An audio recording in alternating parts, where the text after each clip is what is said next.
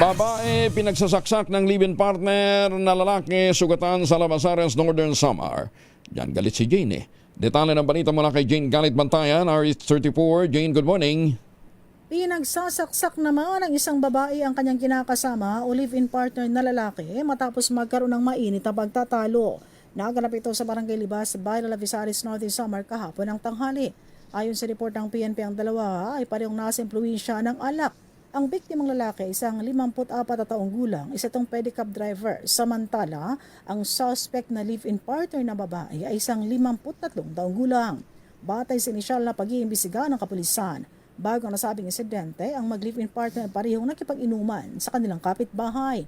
Nang makauwi na sa kanilang bahay, ang dalawa ay nagkaroon ng mainit na pagtatalo hanggang sa nagkasakitan. Sa galit nitong lalaki, sinuntok nito si babaeng live-in partner sa mukha.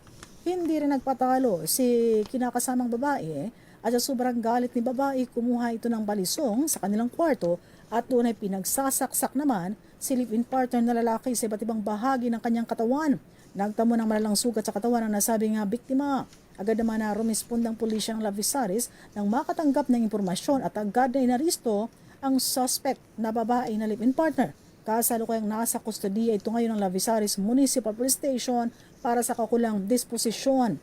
Pinayuhan naman ni Police Lieutenant Mark Layson Quilano, ang hepe ng Lavasares Police, ang publiko na maging mahinahon at ilagay sa lugar ang pag-iinom.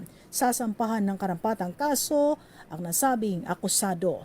Mula sa Aksyon Radyo Katarman, RH34 Jane Galit Bantayan ng DZRH, una sa Pilipinas, una sa Pilipinas. Magad